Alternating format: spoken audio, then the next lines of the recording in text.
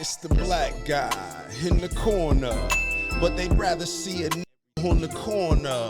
They say I'm stealing Nick's clips like I'm stealing Nick's chick, not knowing that I hit him first week for the lick. I said, Nick, I could post here while you post there. Let's run the ads up, then let's meet up over there. Good evening, everybody. You're watching America First. My name is Nicholas J. Fuentes. We have a great show for you tonight. Very excited to be back here with you tonight on Friday. We have a lot to talk about tonight, lots to get into. Big show. Tonight, we're going to be doing a little bit of a year in review. This is going to be my last show of 2025.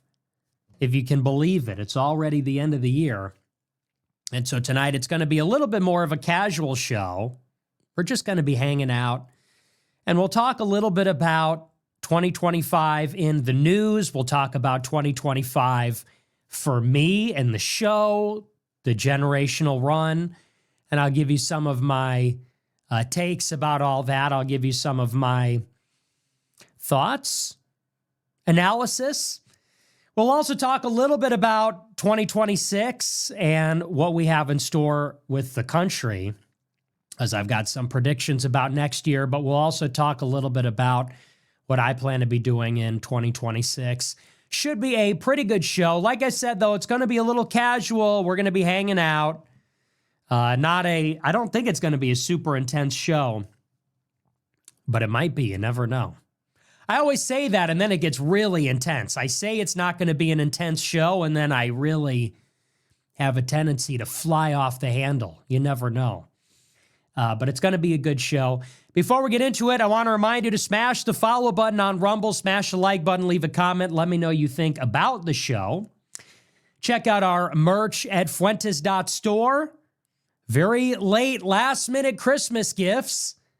If you're not going to see somebody for a few weeks, we got our hats. We also, we have our brand new Groyper Intelligence Agency hats. We have two new designs. Now, these are not made in America. These are not. We got this one, GIA, and then we got another one. It's a laser-etched leather patch. It says Groyper Intelligence Agency on it. I don't know if you could see it super well from here. It's kind of out of focus. We got our two new hats, and we also have the brand new t-shirts. Check these out. I think I showed them one night. I think I only did it once. But we got a bunch of new designs. Well, this one's backwards. But they all say America First. I am America. I am America again. This one might also say I am America, I think. I am America. Wang Half, of course, and Groyper Intelligence Agency. All the merch, brand new, Fuentes.store. Remember to get your subscriptions at AmericaFirst.plus. Now, briefly, I'm not going to be here for a couple of weeks. I'm taking my vacation. I'm going to be out of here, and I think I'll be back the second week in January. Let me just double-check the calendar. I'll be back on January 12th. I'm going to be gone a long time. I'll be back on January 12th. If you want to hear from me in the meantime, you got to subscribe to the $100 a month club at AmericaFirst.plus. I'll still be in the group chat. I'll be gone, taking my vacation for 2 weeks. Generational run. I need a generational rest. Generational nap. So I'm not going to be doing a show until January 12th. I'll be gone for a long time. If you want to stay in touch, I will be in the group chat. I'll be doing content. I'll be doing voice messages and stuff like that. That is at AmericaFirst.plus, only for our most premium subscribers. So check that out. And with that, we're going to dive in. I'm still feeling a little bit under the weather. It's been kind of a weird week or two here. I am getting ready for my vacation. It's the holidays, but I also got this terrible flu. And so I didn't do a show on Monday, didn't do a show last couple of days last week. I still have it. It's still lingering a little bit. And it won't It won't let go. Still have a little bit of a cough. I don't know if you could hear it, but I'm still not actually 100%. I'm still feeling a little bit out of it. But we're still going to do a show to finish out the year. I hope everybody had a great holiday. Hope you enjoyed your Christmas and Christmas Eve. I had a very nice holiday with my family, and it was pretty low-key, pretty relaxed, which is nice. And I hope everybody had a Merry Christmas. Hope you all got a chance to spend some time with your family, go to Mass, get some gifts, everything like that. And I don't know how people are doing it. Are people doing like a long weekend? See, I'm not a OHGI. I've never been a OHGI. I don't know how all that works. I mean, did you guys just take the whole week off and now you're in the weekend? I'm not really sure how that goes. I'm still here. I did a show Tuesday. I'm doing a show today. I'm still here. But I wonder how you guys did it if you just took off for the whole week. But Merry Christmas. It's sort of a shame. We had a really nice holiday set this year. It's always sad to see it go. But it's weird because Thanksgiving fell so late this year. We didn't get to put up the decorations until very late in November. And because I missed a couple of shows, I feel like we didn't even get to use the Christmas set. I love the Christmas set. I love the decorations. I love the tree. And the way the Christmas fell this year, I'm not going to get to do a ton of shows on the other side of it between Christmas and New Year's. So it's sort of bittersweet. I'm going to miss it. I'm going to miss all the decorations, the trees. That's my favorite set. We had the fall set for what felt like forever. We put it up in October, and we had the fall autumn set for like 2 months. And that was a long time. And then we barely got to use the Christmas stuff, but that's okay. So this will be our last show with the Christmas set. And we're feeling a little bit wistful about it. But we're going to dive into the show. We're going to get into some of the highlights of 2025. We'll talk about the whole year, talk about me, the generational run. We'll talk about the Trump administration. We'll actually get to a few news stories. There's a couple of things in particular that I want to cover just before we leave. And I guess I want to start by saying in our year in review show, 2025 probably is the best year that we've ever had at America First. I think by far and away easily, this has been the biggest year for the show, most views, biggest viewership, most viral, biggest clips, biggest collaborations, debates, everything. It was monumental. And now it's coming to a close. Generational run coming to a close. I think we'll leave that behind in 2025. 2026 is a whole new game. But of course, what goes with that in 2025 is everybody is asking, why? How?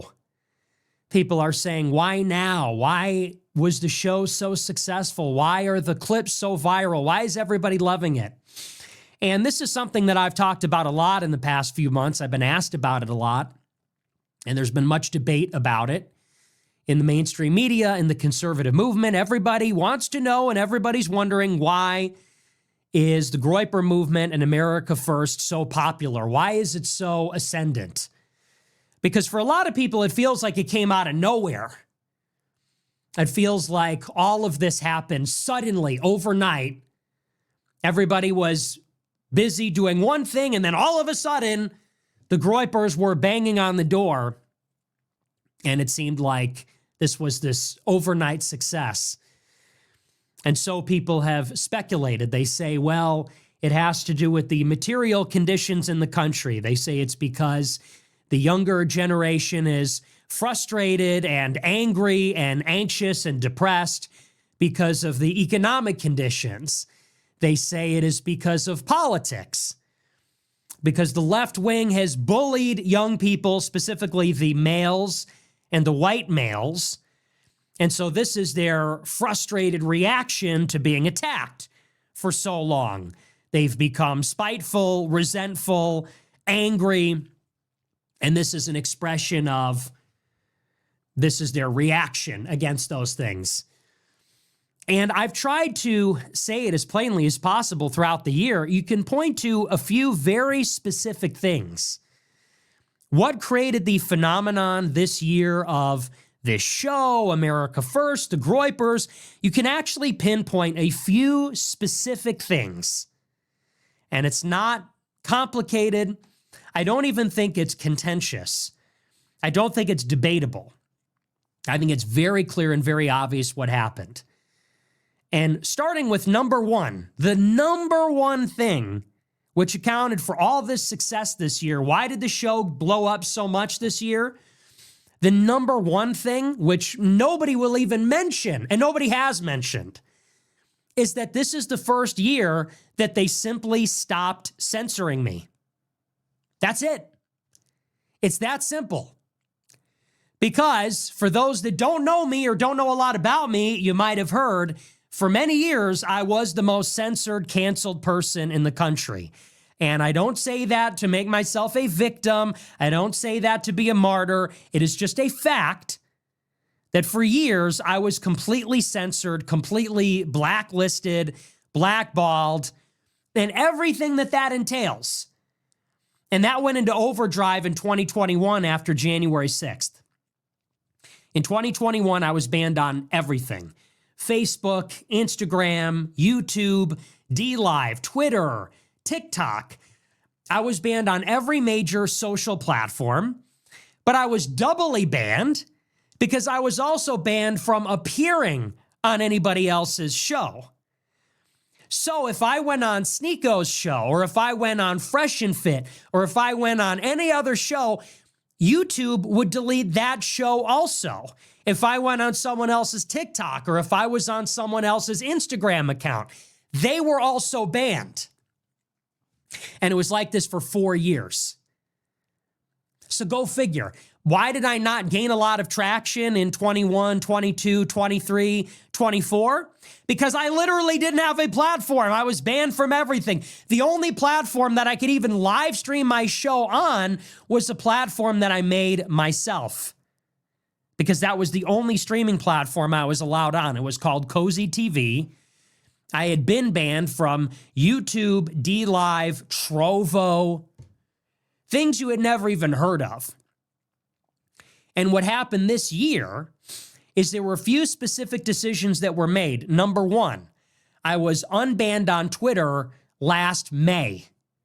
So this is the first full year that I have been allowed on Twitter since 2021. That's one. Two, I was allowed on Rumble. And all of a sudden, I got a check mark on Rumble. I was allowed to stream on Rumble.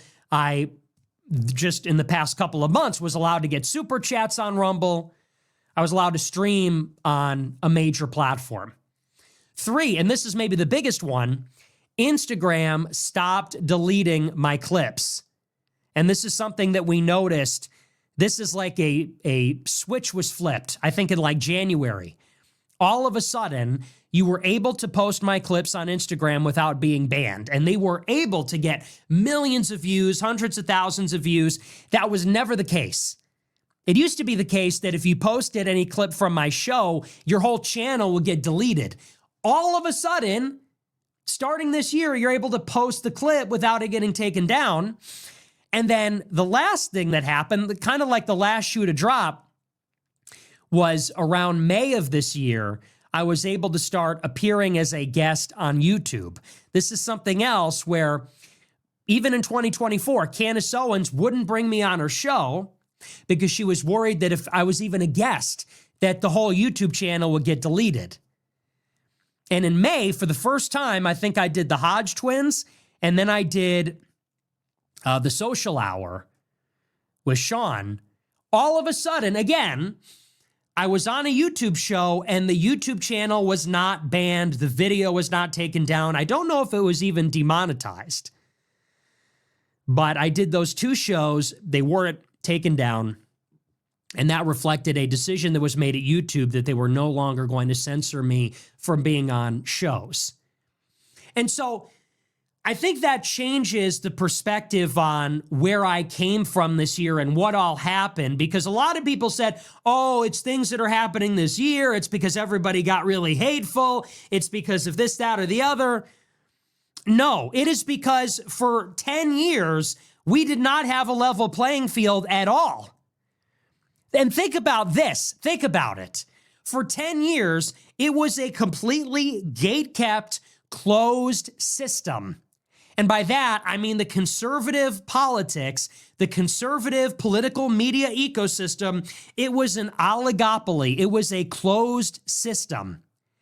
There were a handful of personalities and companies that were chosen, they were selected, and they were immune from censorship and shadow banning and all of it. And it was people like Charlie Kirk at Turning Point. It was Ben Shapiro at Daily Wire. It was Prager University. It's all these familiar people. Everybody else got banned, going back even further, going back to like 2016. People like Gavin McInnes, Alex Jones, they were unpersoned. They were banned from everything. They were gone. They never stood a chance. People like Sam Hyde lost his TV show, then got banned on everything.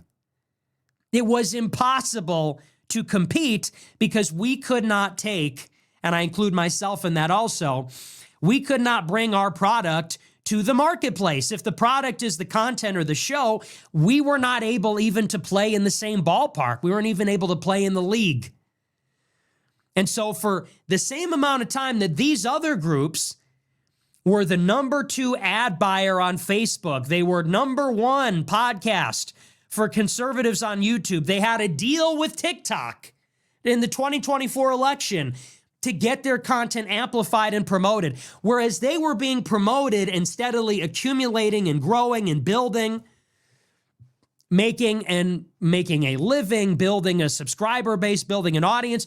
All the rest of us were out there dying, losing momentum, losing subscribers, losing money because we were banned. And it's not a coincidence that this is the first year that everything opened up, and then all of a sudden, guess what becomes popular? Lo and behold, after 10 years of censorship, blacklisting, cancel culture, all of that, finally, it starts to recede a little bit. Finally, they start to open it up, and all of a sudden, the number 1 shows, it's like Tucker, Candace, Nick Fuentes.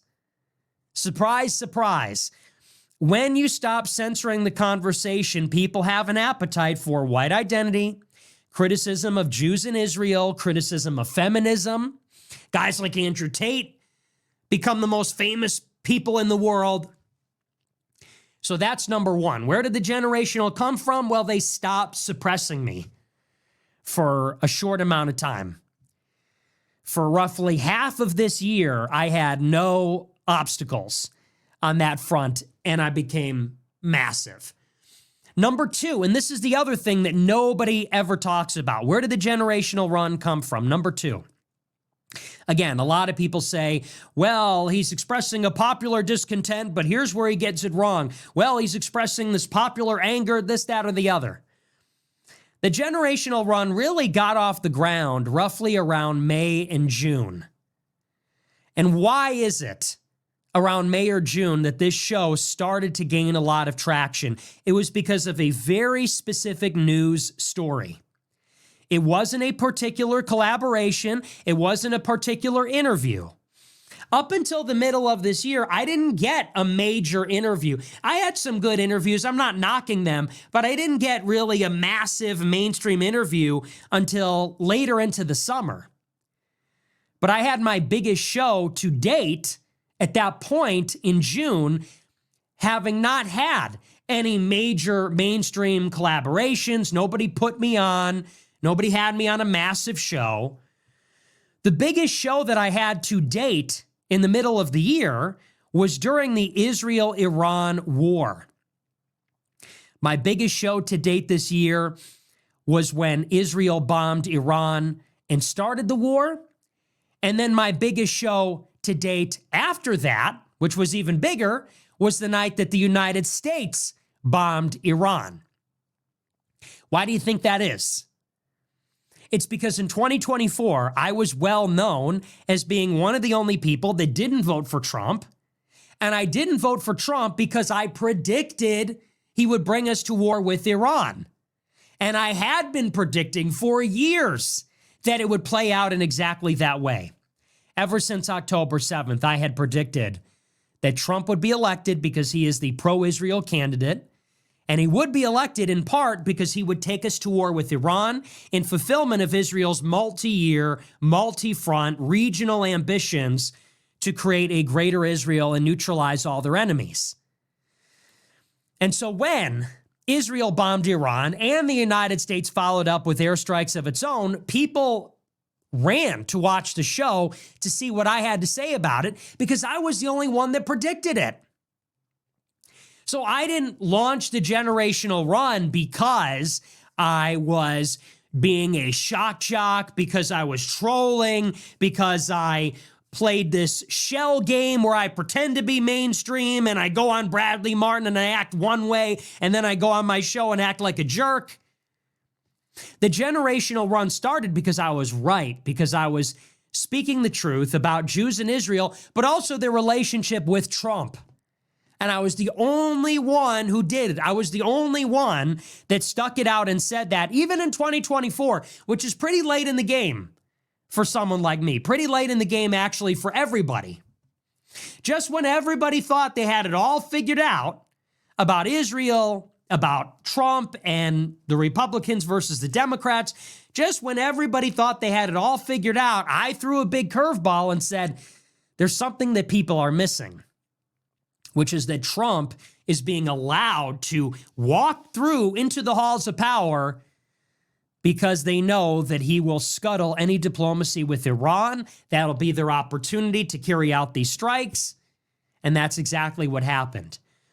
And it was thanks to my analysis, which was precise and specific and accurate, which is where the whole thing started. And then once people watched the show, they said, wow, okay, so this guy isn't just some hateful maniac. He actually knows what he's talking about. We're actually learning information. We're actually getting good analysis. And it's not just a crackpot conspiracy theory. It's based in reality. That's number two. Number three, and this is maybe more to the point, this is the biggest thing. Where did the generational run come from this year? And this is speaking a little bit more to those issues that people talk about. They say, well, it's the housing prices. They say it's the left bullying everybody. It's this, that, or the other. I think, to put it very simply, in the most basic and simple possible terms, people have an appetite for this show because they see that the country is dying.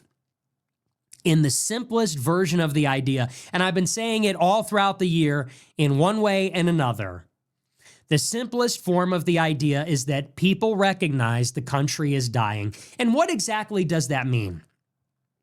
I think we understand it very deeply when we celebrate Christmas. Because Christmas is something that used to be sacrosanct. And in many ways, we identify Christmas as a quintessential American holiday. Maybe we shouldn't, and maybe that's misguided, and maybe there's even something sacrilegious about that. That's actually a source of criticism and cynicism. Santa Claus is a creation of Coca-Cola, and people say the holiday is too consumerist. It's too commercial. And people say maybe we've gotten away from the true meaning of Christmas or the true spirit of it or something like that.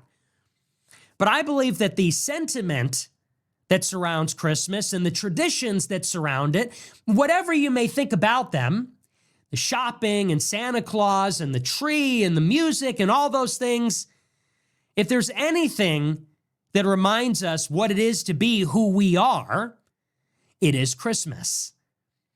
That is the most treasured and maybe the most shared memory that we all have in common from our childhood. That's maybe the one decent thing, even in the 21st century, that we all still have. Maybe that's the one day in every person's childhood, from coast to coast, wherever you are, whoever you are, where you remember what it feels like to be home. when you're surrounded by family, when you're at the tree, Santa brought the presents, having Christmas or Christmas Eve dinner. And we see the way our country is going, and we realize there won't even be a Christmas in the new America. Forget about the rest of it, which is a little bit all over the place. Maybe not everybody plays baseball anymore, and obviously politics has polarized everybody, and a lot of things about our country have changed. But we're looking down the barrel of a future where in 50 or 100 years, maybe one day the country wakes up and it's just December 25th, and it doesn't mean anything. And maybe people are out working and the shops are open and people are at school. And how many people are even celebrating? Are there public celebrations? You see, for example, in Europe, they had to shut down the Christmas markets. They had to shut down many of the Christmas celebrations because they are being invaded by Muslims and Africans that not only don't celebrate Christmas, but are hostile. There was a church in Scotland where a statue of the baby Jesus was decapitated. And they defaced the church with the message. It said, "You're finished here. You're finished here." And they decapitated a statue of the baby Jesus. And it's hard not to feel like that isn't true. Or rather, it's hard to feel like that isn't true when they say you're finished here. It does sort of feel like we're finished here, doesn't it? It feels like we're finished in Germany. It feels like we're finished in France. It feels like we're finished in England, in Italy. It feels like we're finished in America. We see where the arrow is pointing. We see that Zoran Mamdani is the socialist mayor of New York. Vivek Ramaswamy is going to be the governor of Ohio. Usha Vance is going to be the first lady. In Texas, it's a tug of war between Indians taking over the rich new construction subdivisions in Frisco and the Muslims building their new subdivision in Dallas, where they're going to have a super mosque in the center of it. And Seattle is filled with Indians, and San Francisco is filled with Chinese, and Los Angeles is filled with Mexicans and Venezuelans. And it feels like we're finished. We're done. The country of the last 100 years is going to apparently die before the conclusion of this century, before the conclusion of this 100 years. And I'll tell you the nature of this. It has to do with our identity. It has to do with our religion, and it has to do with our race. What it is to be American is to be European and to be Christian. That is what it is actually to be an American. And the day that America ceases to be mostly or meaningfully European and Christian, it's no longer going to feel like America. When the country is divided up between minorities, blacks, African immigrants, Asians, Indians, Chinese, Hispanics, Muslims, is it going to meaningfully feel like America, or even any country at all for that matter? Will it feel like a country at all? When you're riding on the public transit, when you're at the office, when you're at school, when you're watching these movies, with all the diversity, will it even feel like we have a country at all? Forget about whether it is America. Will it even be a coherent whole? It feels like the answer is no. And it feels like we're finished. We're done. And if the country is its people, and it is, the United States of America doesn't exist outside of the Americans, outside of the actual flesh and blood people like George Washington or Henry Ford or Charles Lindbergh or Thomas Jefferson or Abraham Lincoln or Frank Sinatra. The country is the flesh and blood people. If those people and their way of life specifically, their mannerisms, their customs, their holidays, their beliefs, their culture, their value, even the way they look, the way they act. If those people are going away, if they're going extinct, then the country is going extinct too. And of course, people will still live here. The land mass isn't going anywhere. The government isn't going anywhere. There'll still be human habitation here, but it won't actually be the same place.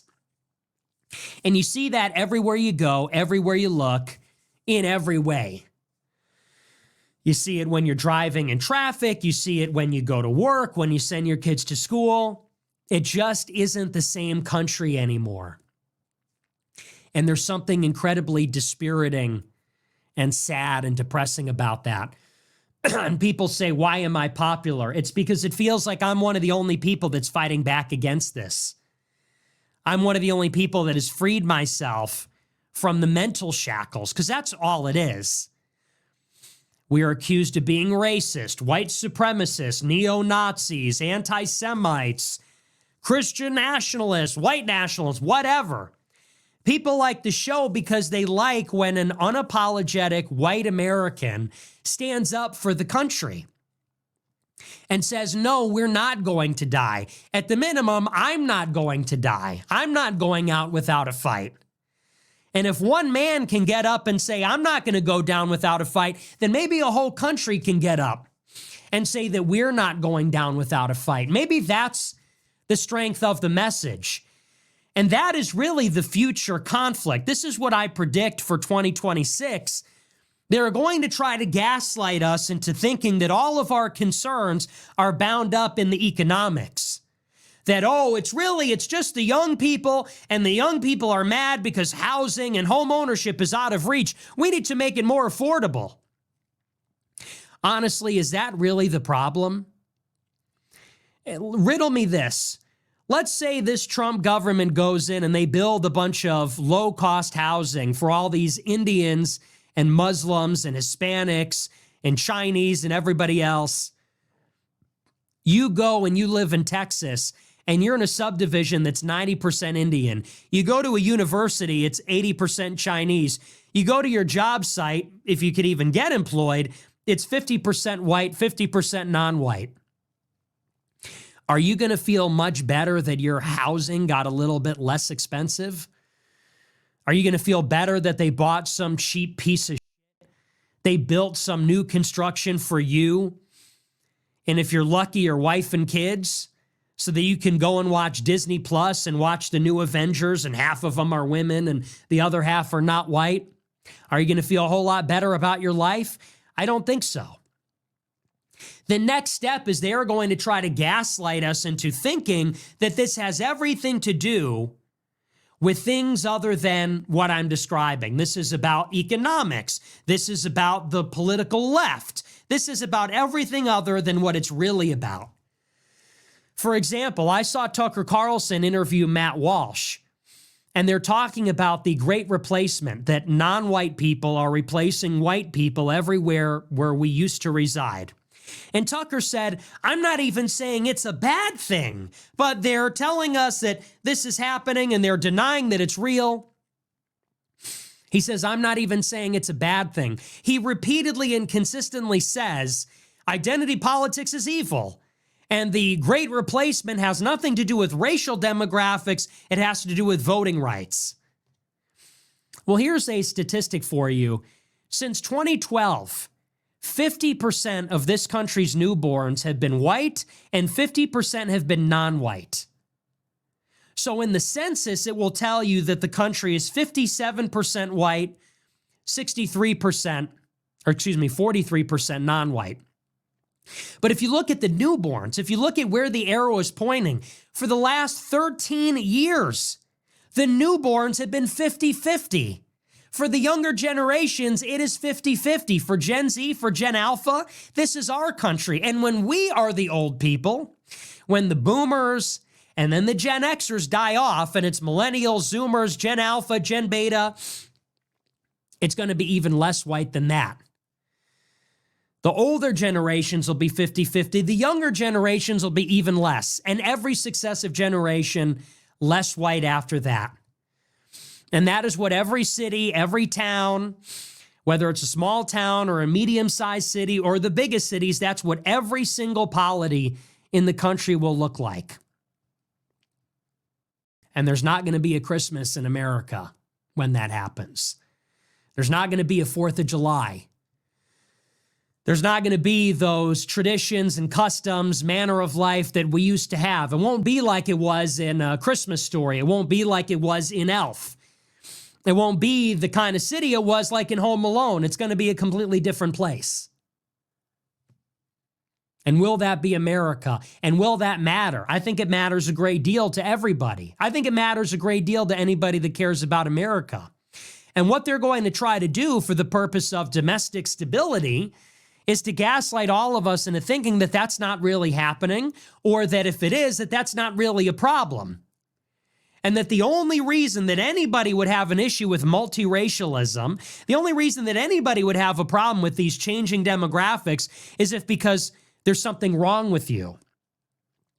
If you have some sort of psychological or emotional disorder, if you were raised wrong, if you have hatred in your heart, if you're some sort of twisted malcontent, like me, they say. Why is this person so angry? Why are these people so spiteful? Well, what went wrong along the way? It's because they couldn't get laid. It's because they were angry. It's because of their childhood. It's because they deserve coal in their stockings, because they're a terrible person. And I think it's all the more reason in 2026 we have to double down. And we have to say, this isn't spite. This isn't, strictly speaking, an emotion like anger. We are not malcontents. We are not freaks. We're not people that are not well adjusted. I think everybody from every age group, from every demographic cohort, men and women, married men, married women, single women, young and old, I think everybody is realizing we want to fight for our civilization. We want to have a civilization. Christendom and Europe and the civilization of our ancestors is actually worth fighting for. And not only is there nothing wrong with that, that's actually the only normal position. That is the normal, healthy, righteous disposition. You should want to fight for the civilization of your ancestors. That is the inheritance of our posterity. It is normal for us to want to fight to preserve those things. It is not abnormal. Maybe it takes an abnormal person to be the moral entrepreneur. Maybe it takes an abnormal person to be the first to recognize it. Maybe it takes an abnormal, antisocial person possessed by a vision and an idea to be the first person to strike out and say what everybody is thinking, but which no one is willing to say out loud. You got me there. Maybe that's the case. But certainly, it is the most normal thing in the world to want to protect and defend our home. And that's ultimately what it is about. It's not about hating the Indians that are coming here. It's not about hating Islam or Muslims. It's not about hating Jews. It's not about hating anybody. It is about loving our home, loving where we came from, loving your hometown, your childhood, your mother and father, your grandparents. It is about revering them, having enough respect and love for your parents, for your mother and father, not to destroy the civilization of them and their ancestors. And that is the most normal thing in the world. As a matter of fact, it's so normal that every other race understands that. Every other group is fighting like hell for their people.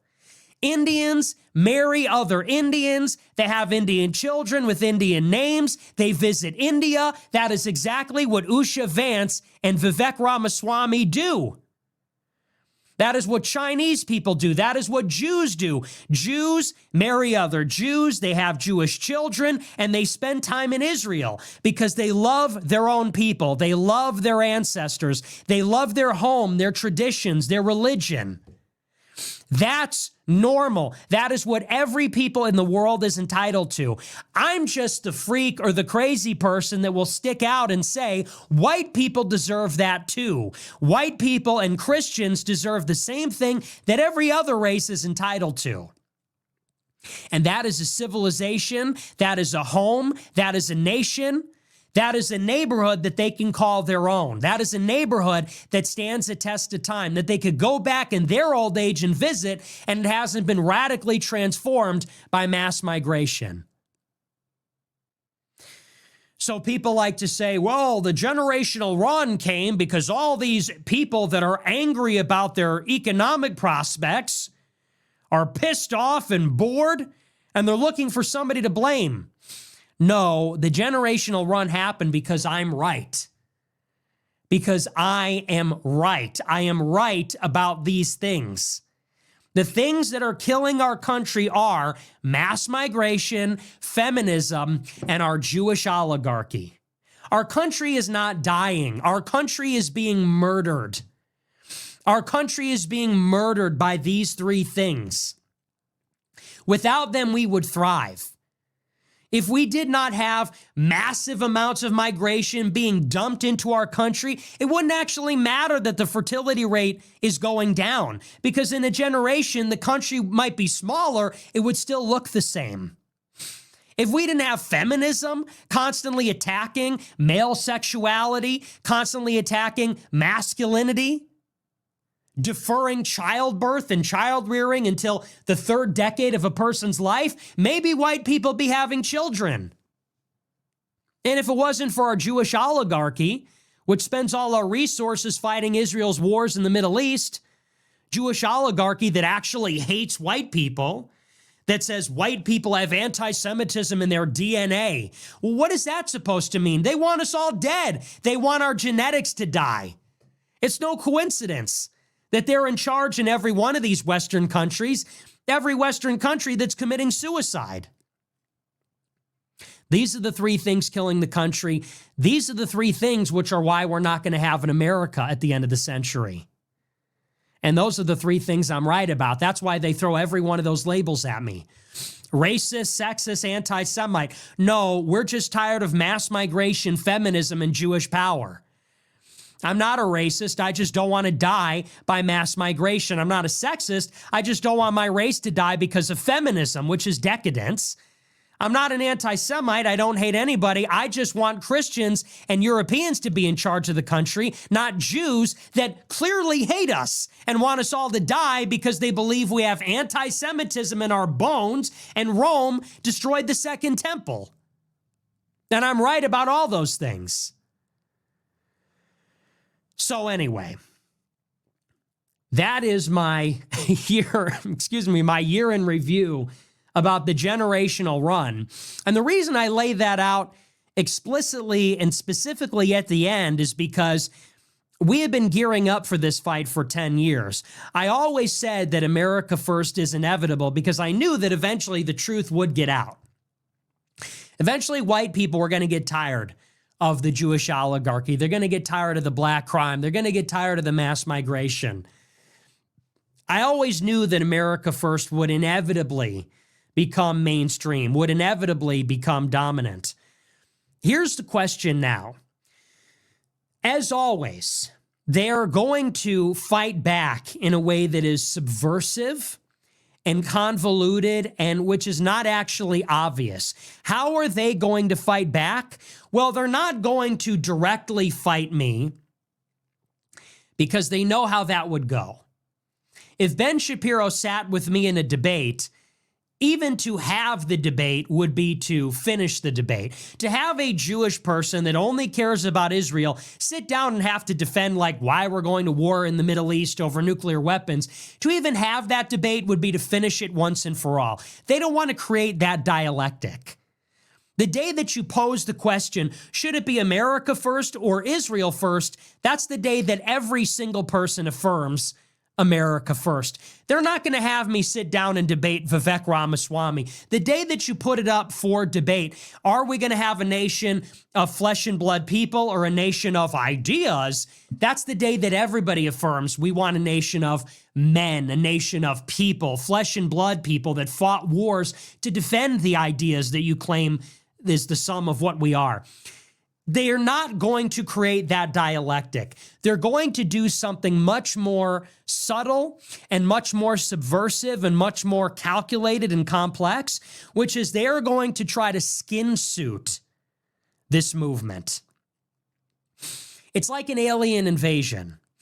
One way the aliens could win is they could come down in spaceships with tentacles and all the rest, and they could declare war on humanity. But what happens when the aliens land in a flying saucer with the tentacles and 100 eyes?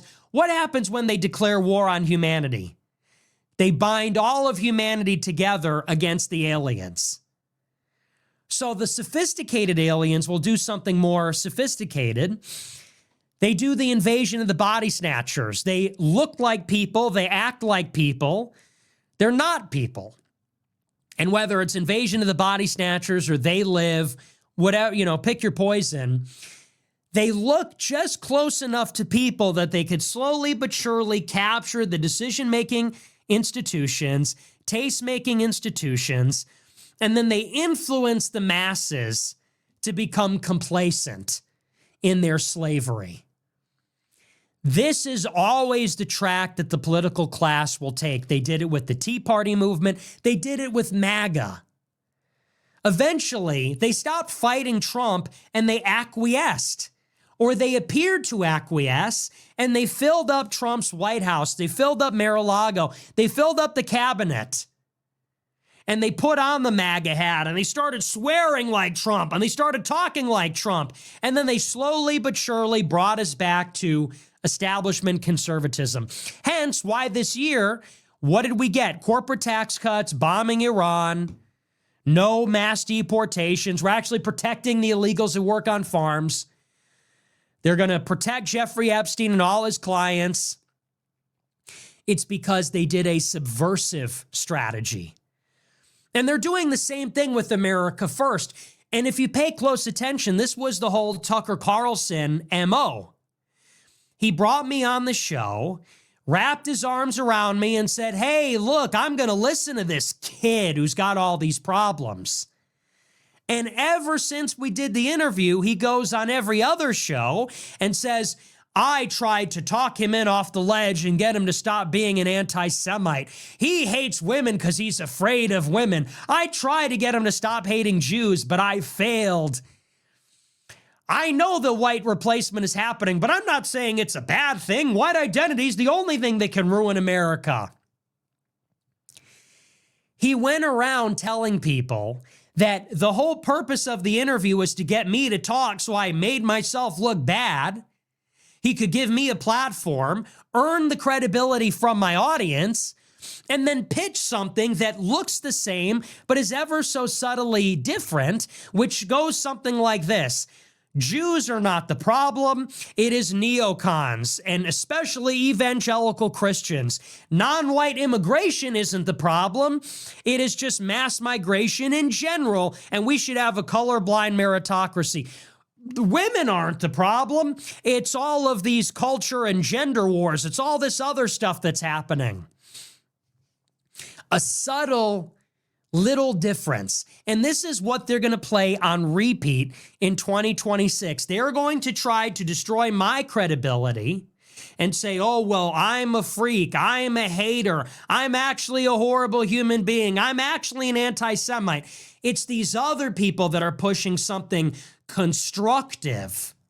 Fuentes wants to burn it all down. These guys want to build everything up. Fuentes is a real racist. These guys have their criticisms about black crime, but they want a colorblind meritocracy. This is going to be the conceit going forward. This is how they will defang and neutralize the Groypers. They're going to offer a moderate option. It is going to look and sound like me, but on the fundamentals, it's going to be completely different. They will not affirm the reality and centrality of race. They will not talk about our Jewish mafia that is running the planet. They're not going to talk about feminism in and of itself being the problem. They'll say it's affluent white female liberals, but they'll never say it's feminism in itself, which is actually the root of all evil. And they will pitch something, like I said, they might say, like Tucker did, retard and faggot, and they might make some gesture towards 13-50 and some of this humor. They'll do some insinuation about conspiracy theories or Jews, but they will always bring it back home to, what about those good Jews? But race isn't actually meaningful. The speech about blood guilt, etc., etc., that is going to be the playbook. And so I don't know if they'll kill me in 2026. I don't know what they're cooking up for me, what they have in store for me. But in 2026, that is the year where they're going to try to strike at the head, the sheep scatter, and they're going to try to corral them back into Slavery Incorporated, with some kind of Groyper veneer. That's going to be the playbook. You can take that to the bank. They're already playing it. They've already been playing it. And that was the 1-2 punch of Tucker and Piers Morgan. Bring me onto the show, making of a murderer. Let's get a glimpse into the twisted mind of Nick Fuentes and show everybody how evil he is and how anyone could follow him. Then bring him on Piers Morgan to reveal the real Nick Fuentes that loves Hitler and this, that, and the other. That's the MO. I would add one final thing, and then we'll move on.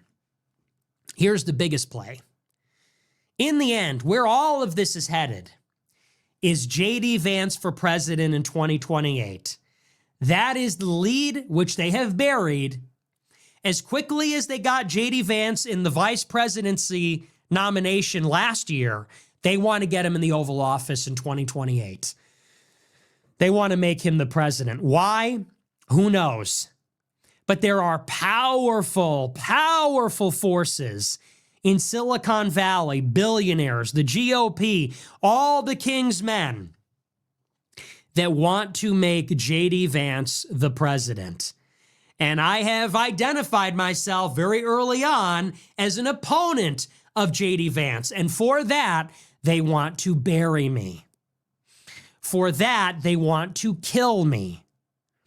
Because I'm telling a lot of young men that Vance is going to need in the election, I'm telling a lot of young men, do not trust this guy because this guy is a creep. We don't know who he is. We don't know what his real name is. We don't know what his real job is. We don't know who he owes, who blackmailed him, who he works for. We just don't know anything about this guy, and it's weird. It's weird. He's weird. His family's weird. It's weird that they're all promoting him. Something is not right here. And that much is obvious. Everybody with eyes can see that something is off about that. And that's the biggest thing. And I believe it when I say this, that if I were going out on the show every night and saying, let's all be good team players and let's all vote for J.D. Vance in 28, they would tolerate me. Trust me when I tell you that if I were going out every day on the show and saying, let's all be good little Republicans and let's dutifully vote for J.D. Vance, you know they would tolerate me. They would tolerate my antics. They would tolerate my extremism. They would tolerate all of it. They would bring me in under their wing as a junior partner. They would pat me on the head. They would give me opportunities if I was willing to play ball, if I was willing to horse trade, if I was willing to say, vote for JD, everybody, we got to be all in. But they are clearing the runway. They have created a media ecosystem using comedians, using podcasts, using conventions, using things like Turning Point. They have created a runway. And they have cleared the runway for Vance to be unopposed in 28, to raise $1 billion, and then to be the next president, to inherit all the machinery that Trump created, all this stuff that Trump has done with the executive branch, all the rules Trump has broken. They want J.D. Vance to inherit that. You want to know why? It's the same reason Elon Musk was brought into this administration. Elon Musk brought in Doge in the beginning of the year.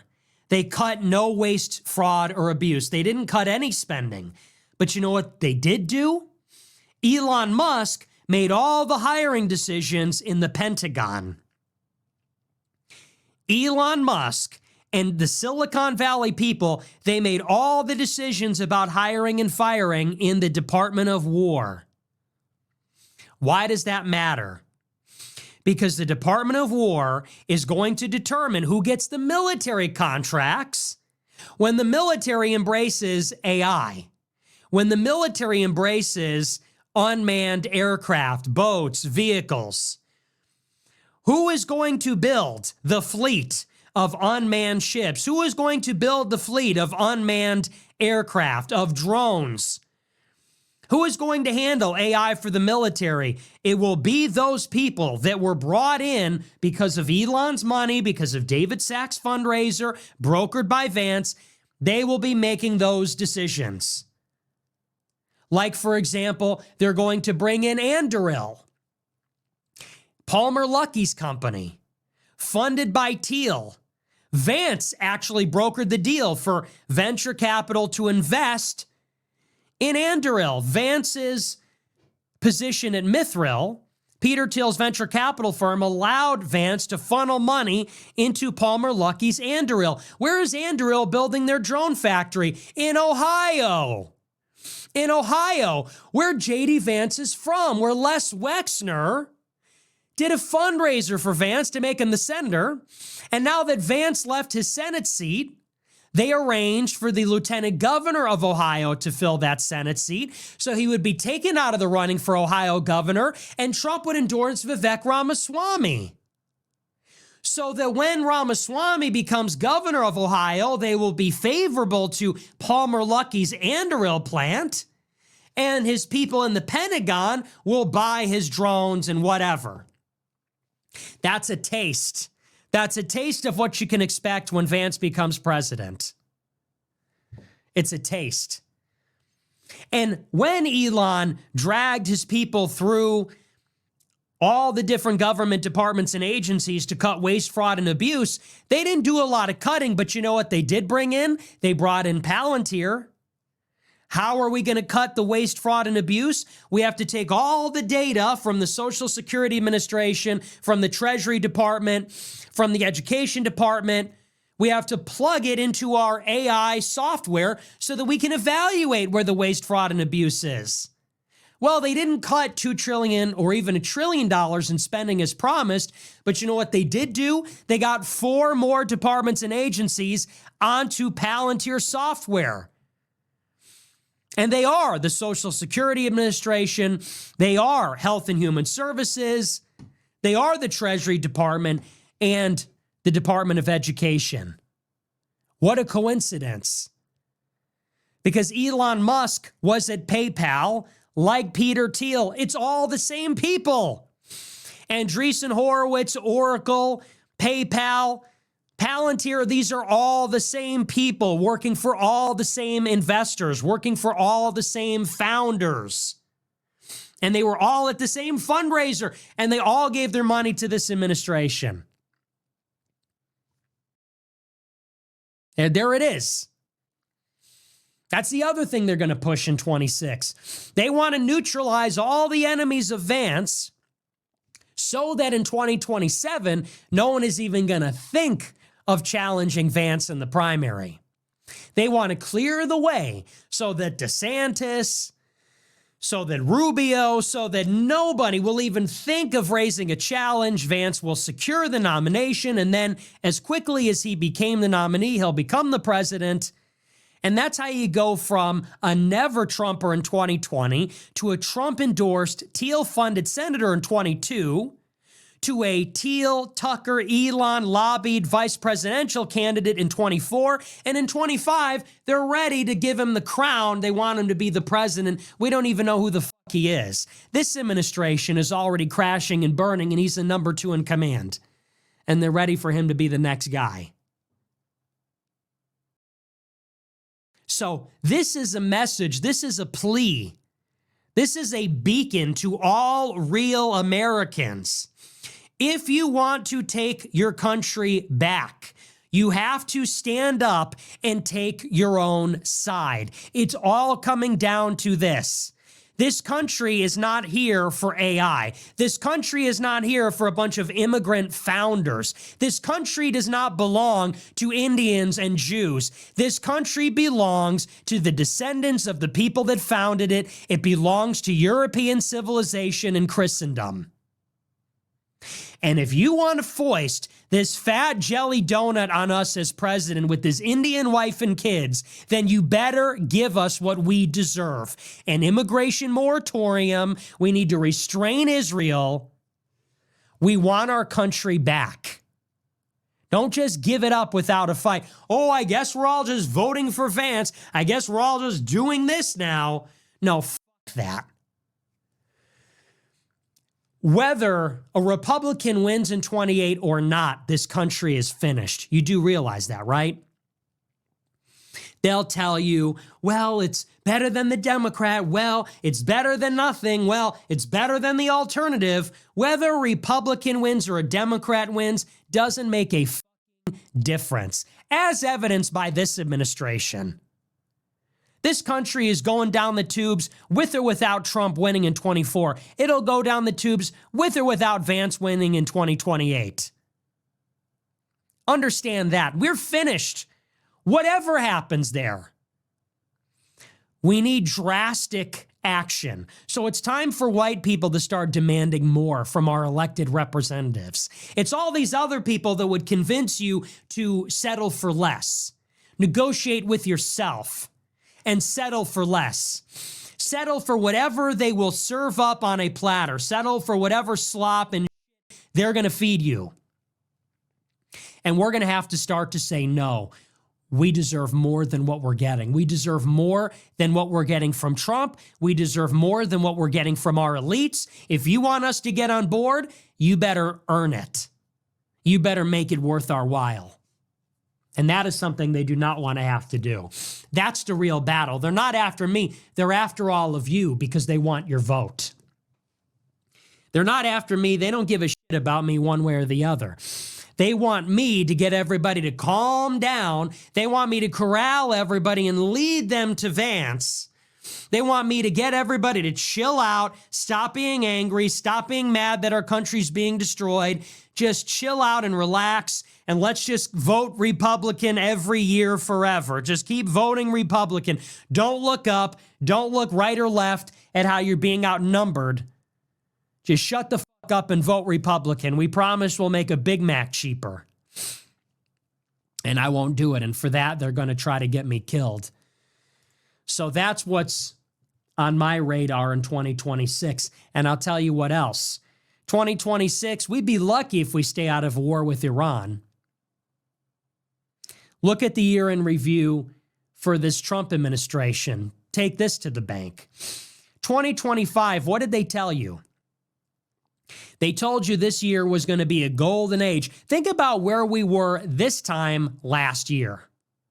Does anybody remember? Does anybody remember where you were on election night in 2024? I remember where I was.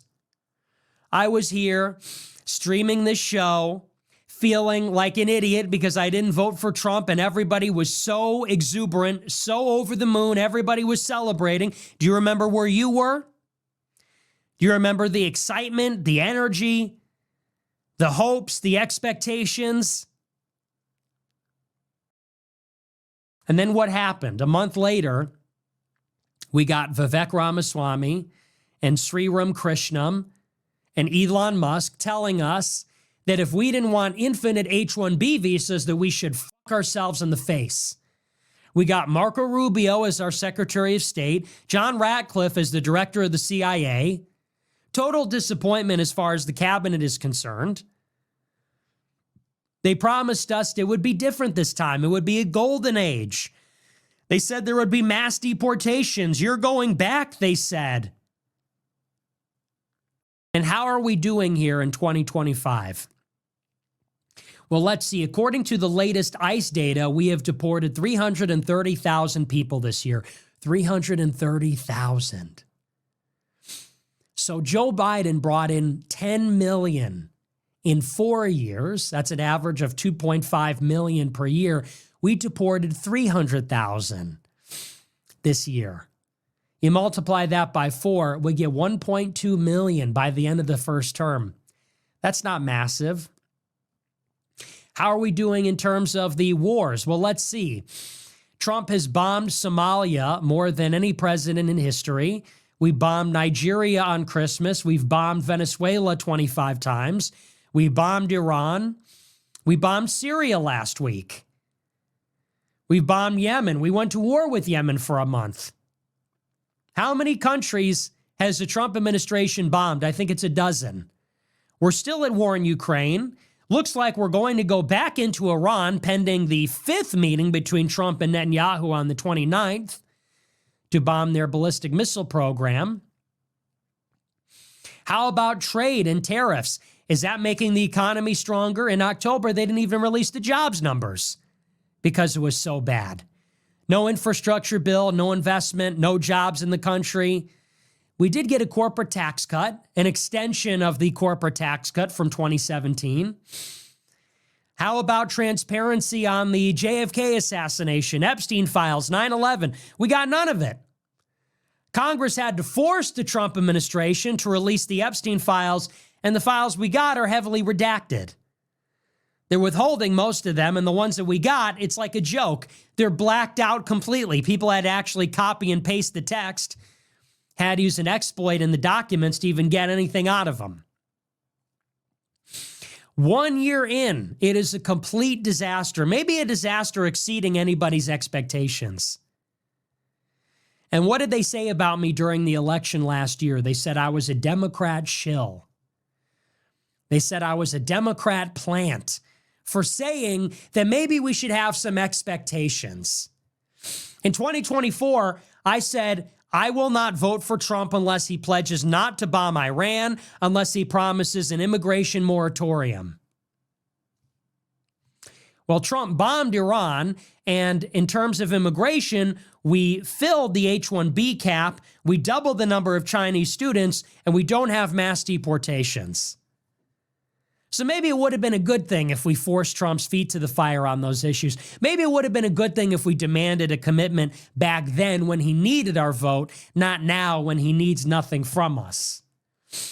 For that, I was called a shill, plant, a fed. They said I made a deal with the FBI.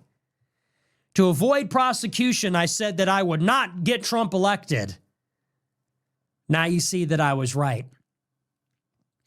And the reason I bring this up is because just as quickly as Trump has crashed and burned, they want us to forget about it and already get ready for the next one. As quickly as Trump has crashed and burned, it took all of 1 year for every promise to be broken, every promise to be totally destroyed. They want us to get ready to hold our nose and vote for the next one. You don't like this administration? Well, get ready to vote for the second in command of this administration, because that will surely be better. Why would it be better? Why is it better for us to commit right now? Why is it better? Why would we even, in the first place, why would it be smart for us to commit to vote at all in 2028? Why don't you worry about this year? Why don't you worry about governing? You want us to vote in 28? It's 25 and nothing is going right. Why don't you worry about this administration? Worry about 2026 and 2027. Worry about keeping your promises, doing a good job before we even think about voting in 28 at all. But to boot, they want us to get ready to vote for the second in command? There's not even a primary. We don't even know who this guy is. What does he do other than give speeches? Well, he gave a great speech at Turning Point. He's saying all the right things. Okay, well, so did Trump. So did Obama. So did a lot of people. That's politics. He said all the right things. Everybody says the right things. That's politics. Okay, he's good at saying the right things. It's not that hard, actually. Why don't we wait and see? And that's my pitch. I'm not pledging to vote for anybody, Republican or Democrat, J.D. Vance or anybody else, until we actually get to 2028. I want to see who the candidates are. I want to see their pitch, and I want to see how this vice president governs. You want my vote? Hey, you have power. Turn the ship around.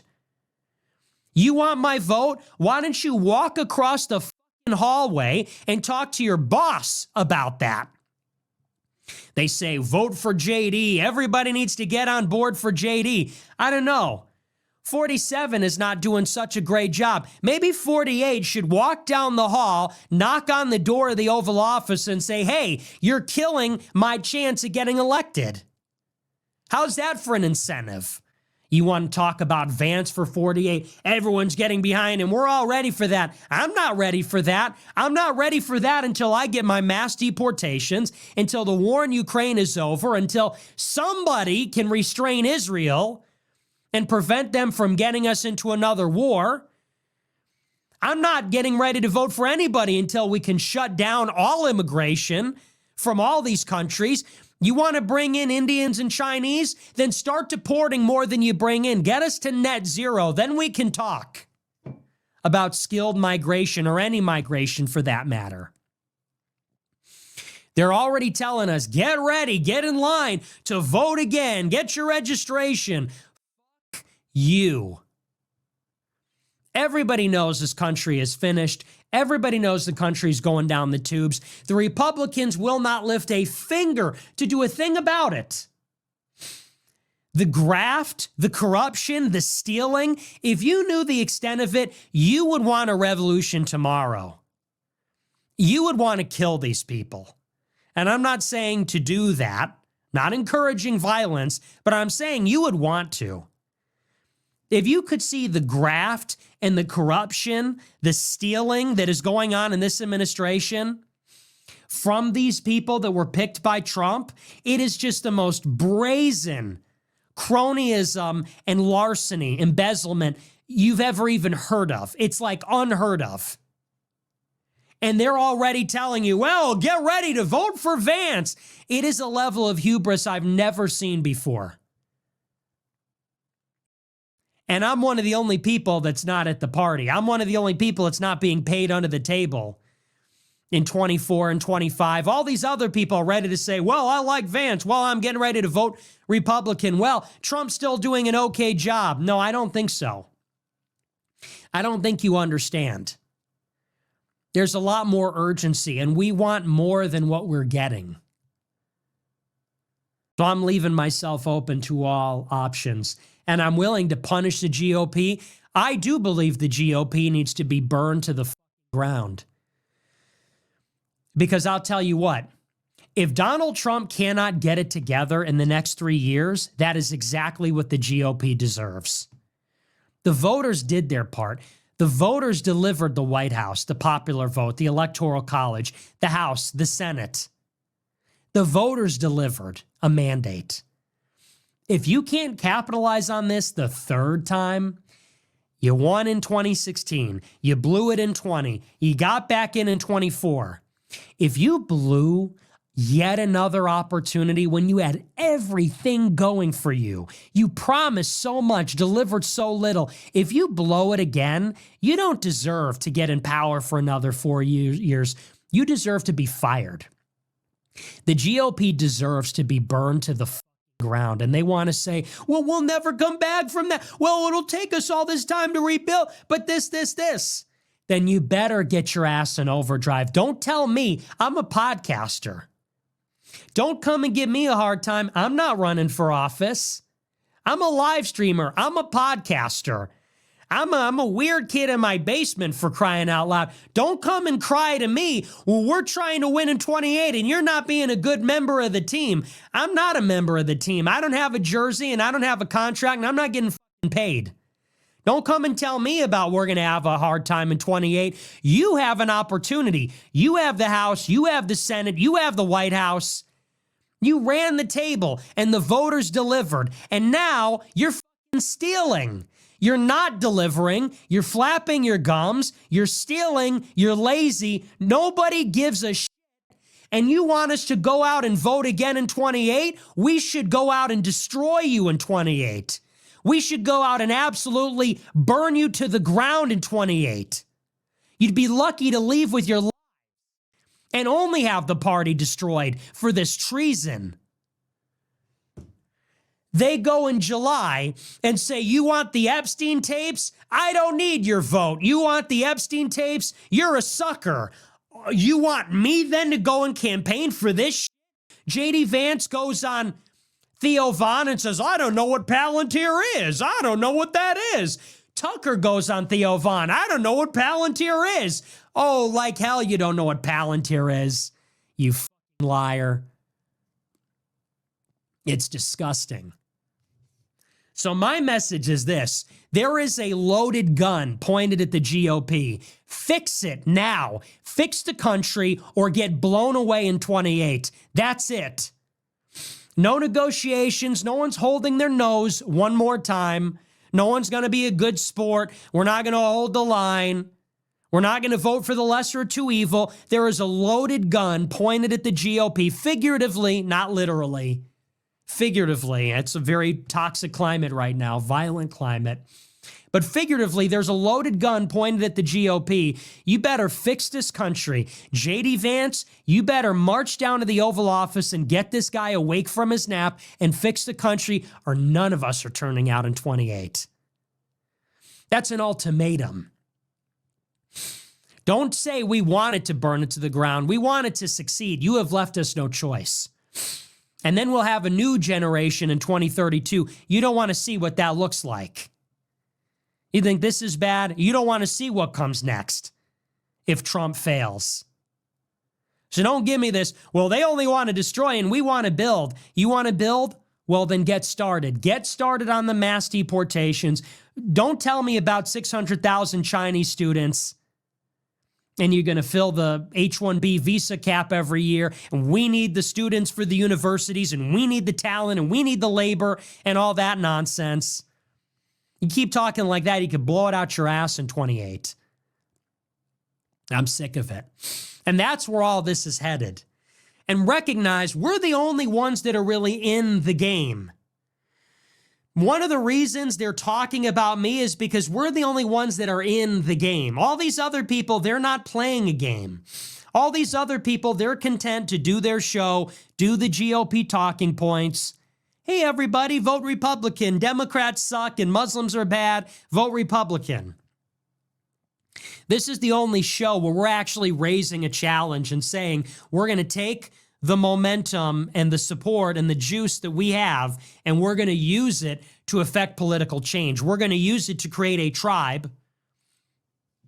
We are a team. And we're going to use it to throw our weight around. You want our vote? You better get it done. You're in power now. You want to campaign in 28? Use your power. Make us happy. You'll earn it. You'll take the wind right out of my sails. Otherwise, you could forget it. We will burn it to the ground. I'm the necessary evil. You want me to be the villain? I'll be the villain. I'll be the necessary evil. They say he's going to get the whole thing destroyed. He's going to get the Democrats to win. I'm necessary evil then. Call it what you want. You want me to be the villain? I'll play the villain. In 28, I'll be the extremist. I'll be the radical. Somebody has to, because otherwise, nobody has the urgency. Nobody cares. So I'll force them to care. Anyway, that's that. So that's my big plan for 2026. That's where it's all headed. We're going to move on. We're going to take a look at our super chats. We'll see what you guys have to say about all this. I'm going to get set up here.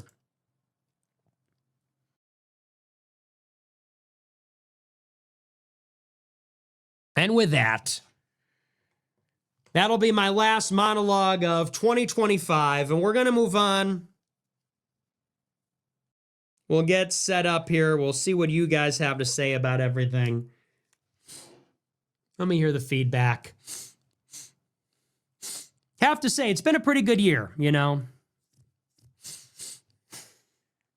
As much as the country is going down the toilet, it does make me optimistic to see that people are rallying behind this message. I never thought I would see it. You know, it's, in some sense, I thought it was logical that eventually people would come around, but you never believe it until you see it. So it's been pretty amazing. But,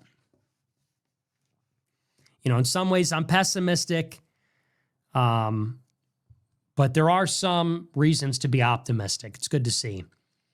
All right, let's take a look. Let's see what we got here.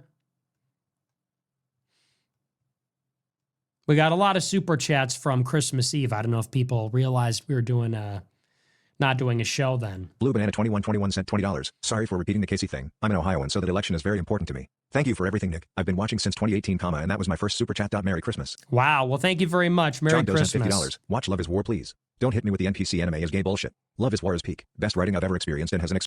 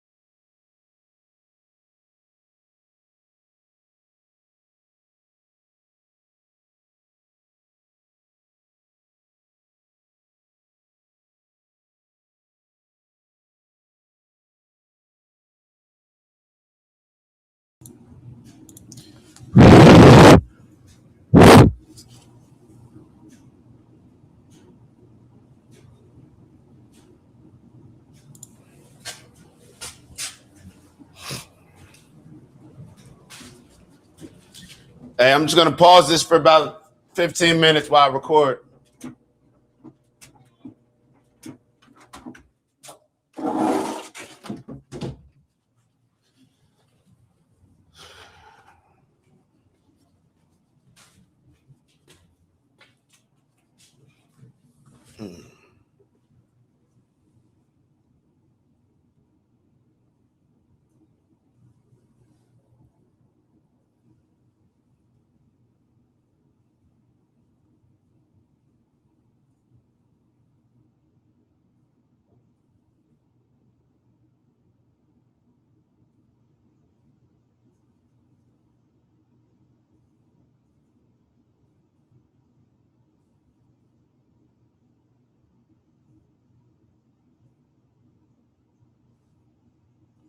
All right, let's get to it, man.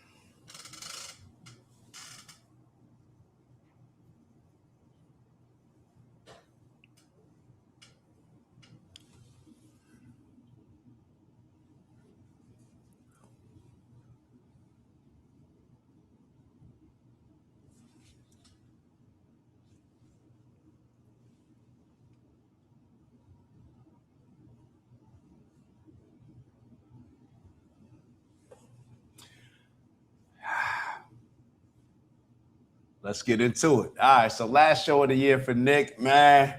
We're going to miss bro. We're going to miss bro. This is what we're going to do. He said that he's not on until January 12th, I believe.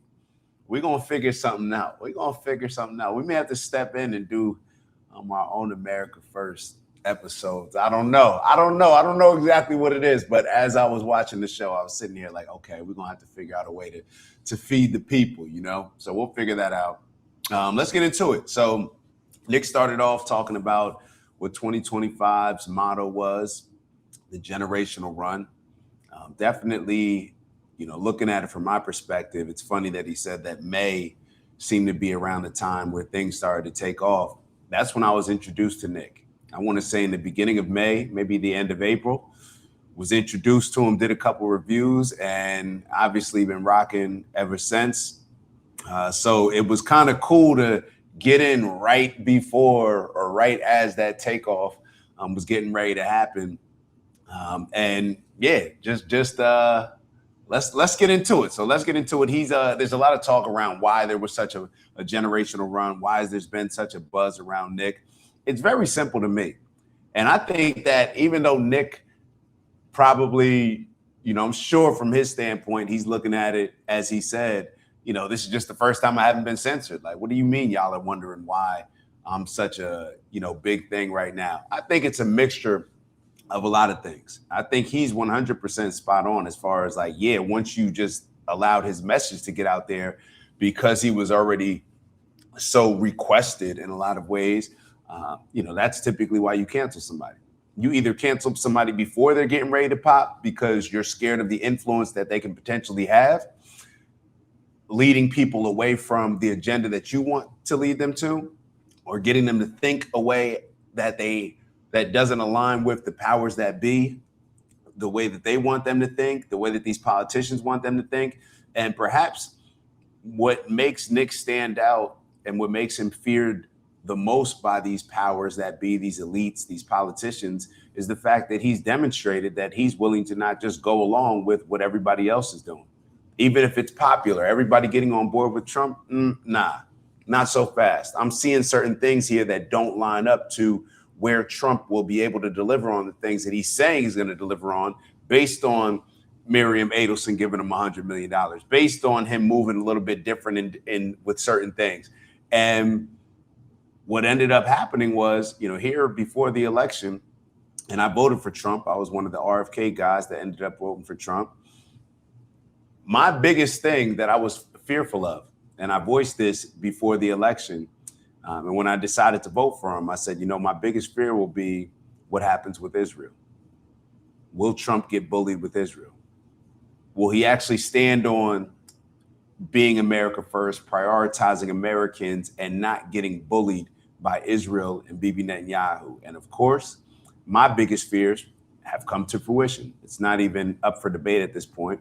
And this is something that Nick was able to call out. So I'm almost upset that I wasn't privy to Nick before this, because perhaps I would have seen the picture a lot clearer, because I was maybe so fixated on RFK. But either way, not an excuse. I should have done my due diligence, and perhaps shouldn't have gotten caught up in the other things that I was fixated on, especially when it came to all the issues that I had with the way that the liberals, the Democrats were pushing us to a place when it came to a lot of these cultural topics, whether it was boys and girls sports, LGBTQ community, pushing all that stuff on kids, whether it was the border issues, them just completely opening up our border, bringing people here, ruining the infrastructure, forcing a lot of Americans to pay and support a lot of these migrants coming in different ways, whether it's their shelter, their food, their education. We just didn't have the infrastructure for it. So a lot of these issues where I felt like the country was headed towards destruction that way, perhaps I didn't look as closely at certain things that was happening within Trump's administration.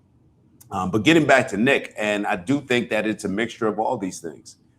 It's a mixture of people, like, foundationally, it's his substance. It's his honesty.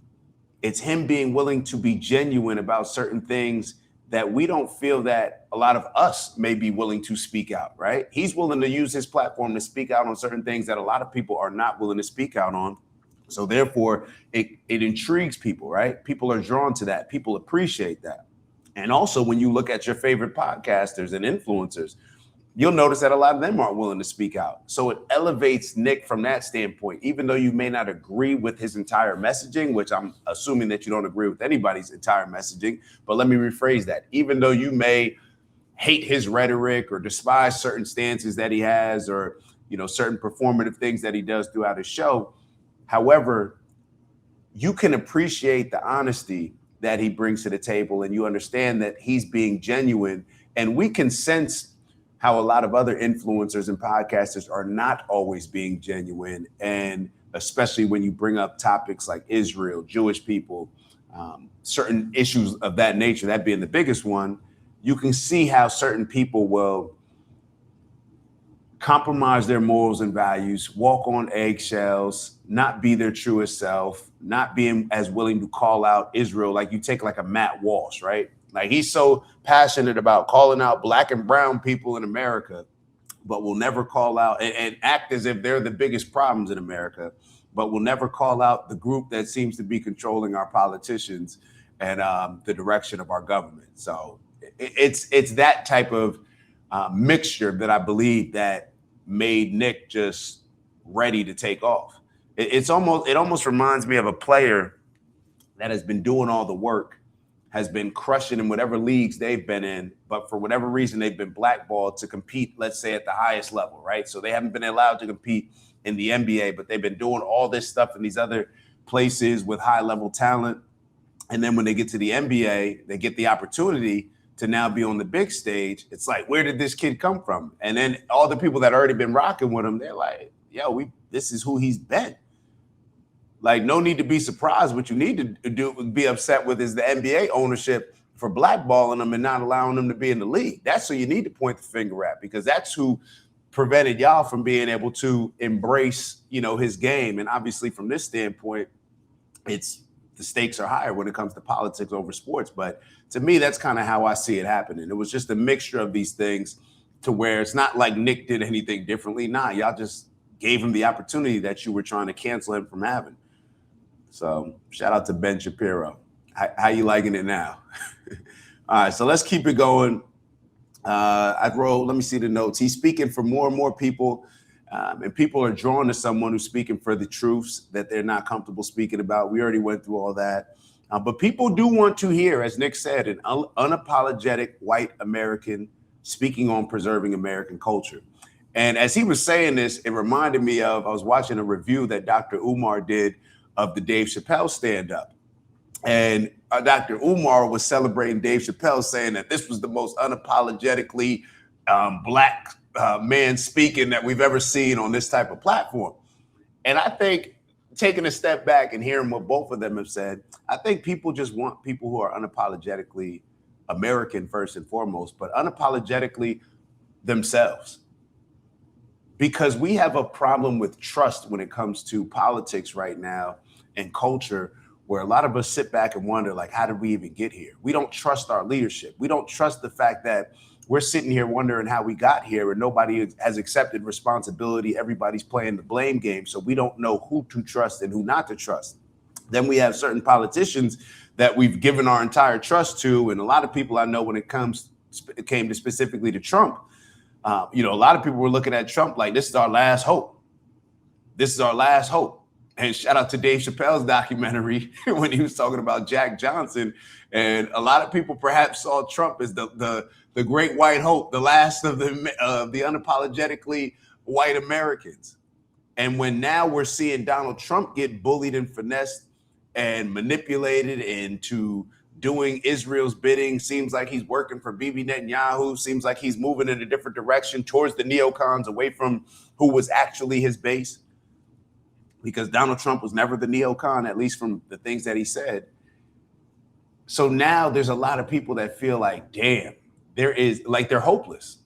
They're hopeless. Like, you put all your eggs in this Trump basket, not even just with the vote, but in your belief system, thinking that, hey, if Trump doesn't save this country, nobody's going to save it. And perhaps those are Nick's sentiments as well when he says the country's doomed. And there's a lot of Democrats, or, the people who, you looked at the Democratic favorability rating, it was the lowest that it had been in a very long time earlier this year. So it's almost to the point where the only reason why people are looking at one side favorable is just based on the other side's mess ups. It's not you're not rooting for anything that your side actually did. So we're now in a country where there's very little hope and faith when it comes to politics. So when you get an influencer, a podcaster, or just a voice that you can relate to, who's willing to call out the obvious truths right in front of our face and stand on it, it becomes appealing. So I think that people are drawn to somebody who's unapologetically themselves, unapologetically whatever cause you want to, insert after that. People who are unapologetic, that's just the energy that we're looking for right now. Because we realize that needs to be the foundation of anything that we invest in. It needs to be a truth around that. So when we hear unapologetic, then it's not just looking to appeal and appease to my donors, or looking to appeal to my base, or I'm not just saying this for any other reason than this is the reason, or that this is what I actually believe. That's what we're moving towards, my opinion. So I think those things all factored into why Nick Fuentes is at the level that he's at. And I wanted to move on to talk about this whole JD Vance situation, because I think it tells us a tale of how we've been accustomed to dealing with politicians. And Nick said that whether a Republican wins in 2028, country's still down the drain. All right. So, and these are the statements that make Nick Fuentes so nervous, because a lot of people are feeling that. He's willing to say it. And not only is he willing to say it, but he's also willing to give people some direction as far as the things that we should be calling out, the things that, we're not just going to, even if we do think the country's down the drain, that doesn't mean that we're just going to give a vote away to whoever. So this is why they do try to control him. And then the reason that I said I wanted to call out certain things when it comes to these politicians that JD Vance represented is, think about when you look at how we go to vote for somebody. How we go to vote for somebody. A lot of these people have been in politics for years. These politicians that are now asking for our vote when they go to vote for president, or run for president or VP, whatever. These people, it's almost like they think or we have allowed them to forget the fact that we know that they've been in politics for a very long time. So when they try to appeal to us and sell themselves to us as a product that we should invest in, they're always telling us the things that they will do for us.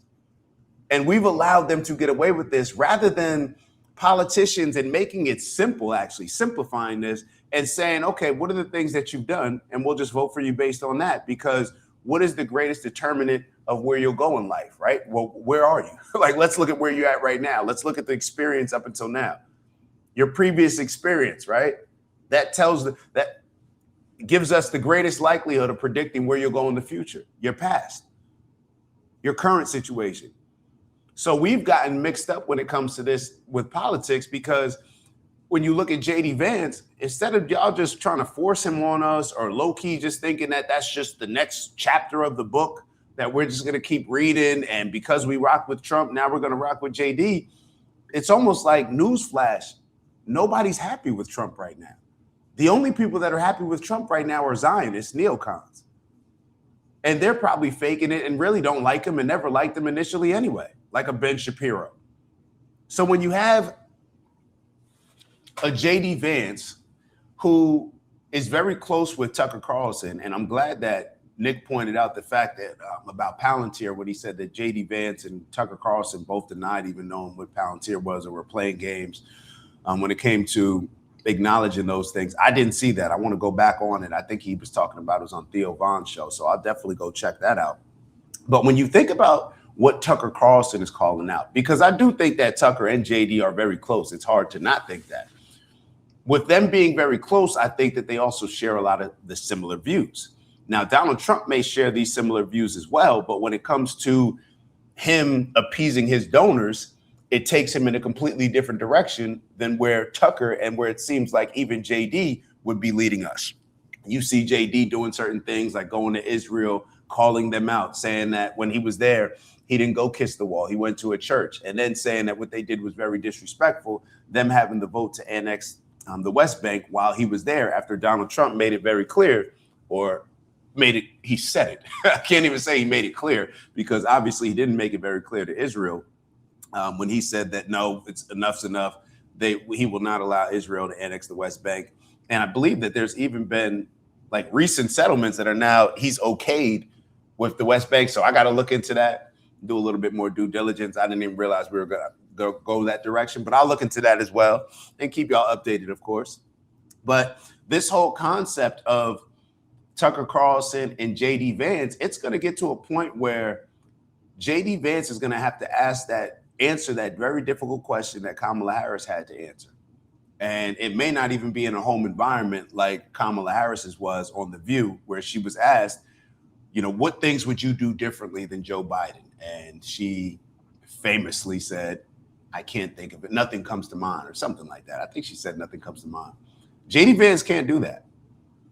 JD Vance cannot do that, maybe even more than Kamala. Yeah, even more so than Kamala.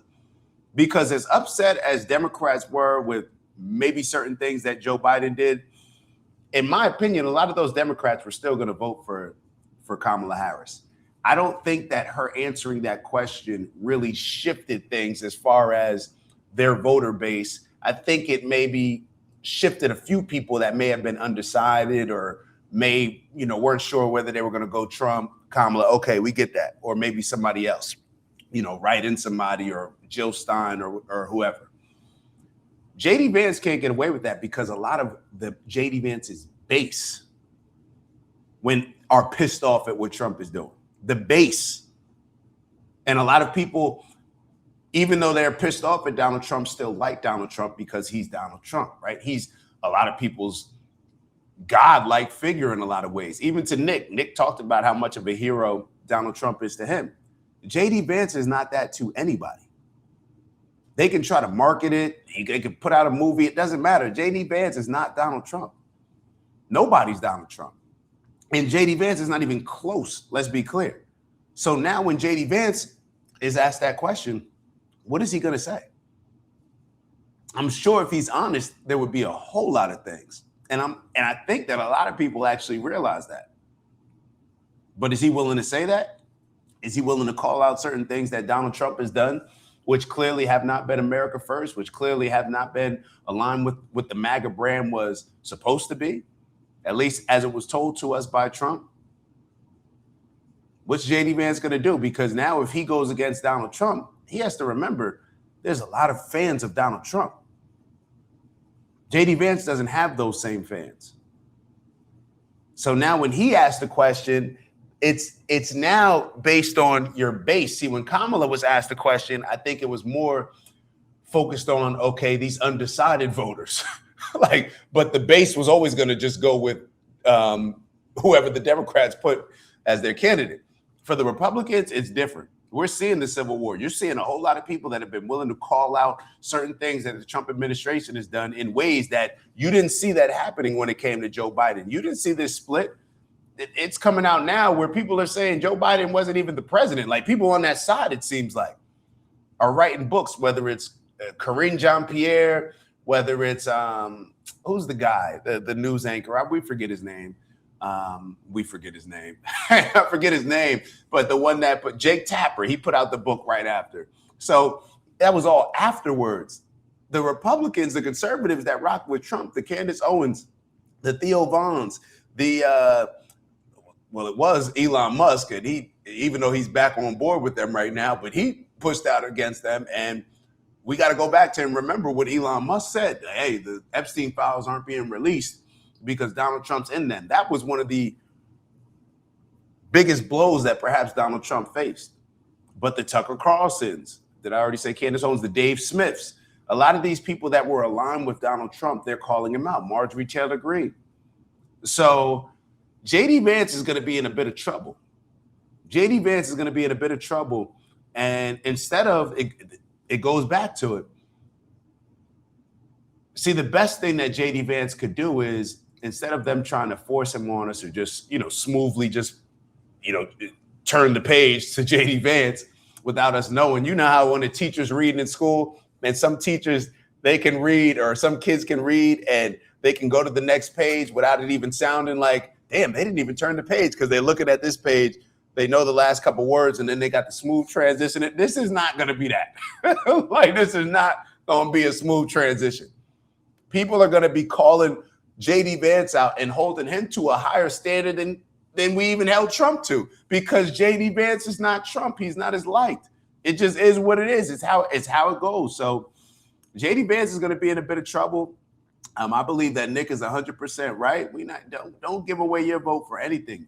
Let's see what you do. Instead of trying to worry about who I'm going to vote for in 2028, why don't you focus on that now?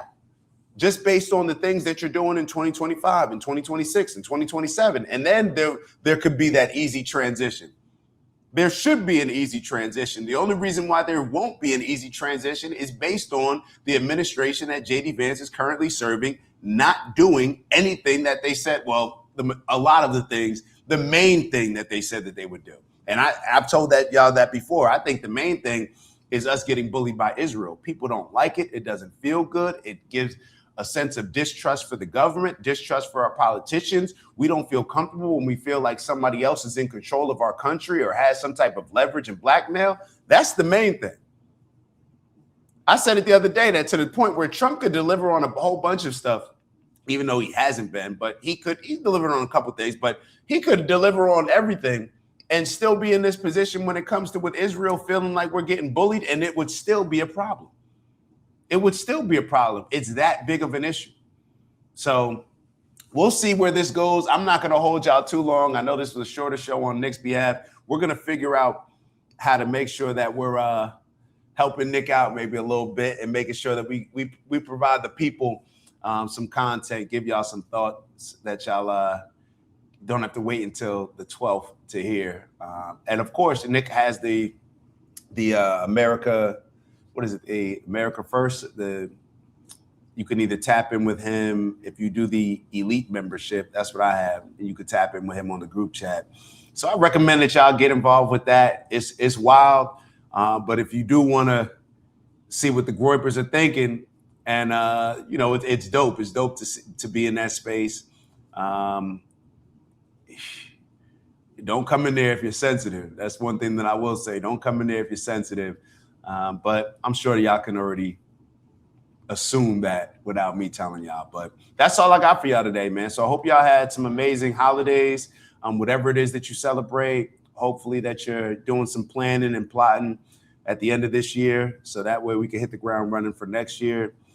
And yeah, with that, yo, I appreciate y'all as always, man. This has been almost a generational run for me in a lot of ways as well. Definitely not comparing at all to Nick, but when I compare to the progress that we've been making, we've been doing a lot of these shows, live shows for years, like 3-4 years, and just being totally real with y'all.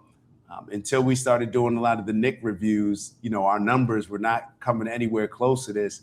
So definitely appreciative of, you know, not only Nick and him allowing us to, you know, review the content, but also appreciative of y'all, especially, well, not to say especially, but maybe it is especially the few of y'all, right? The small, whoever stays on and listens to my thoughts as well, and, you know, gives my review a chance, and because it is appreciated. I know what y'all come here for, but that's my job, to make sure that I'm bringing some value to the table that will make y'all stick around and hopefully get some value from that as well. So on that note, appreciate y'all. And as always, y'all know my bias come in. So just like my bias can create some blind spots, I appreciate y'all being able to maybe call those blind spots out, some of the things that I may be missing. What are y'all thoughts? Are y'all just going to go into it next year, or not next year, but in 2028 or 2027, I guess we'd be voting for 2028? Are y'all going to go in and just vote for J.D. Vance? Is it just whoever the Republicans put forth? Is it anybody but the Democrats? Are y'all done with voting? What are y'all thinking? So on that note, appreciate y'all. Enjoy some time with your family and friends. Hug your parents, hug your loved ones, and I'll see y'all soon. It's the black guy in the corner, but they'd rather see a nigga on the corner. They say I'm stealing Nick's clips like I'm stealing Nick's chick, not knowing that I hit him first week for the lick. I said, Nick, I could post here while you post there. Let's run the ads up, then let's meet up over there. Let's figure out a split that's honorable and fair. Tell me where you trying to take it. Bro, I'll meet you there. 1600 Penn, Wash, D.C. Swear I saw the vision riding through the DMV. I envision prayers, but I could do VP. Hillbilly, Elegy, fuck, I look like JD. Shout out my cheat code, Dave and Karen raised me.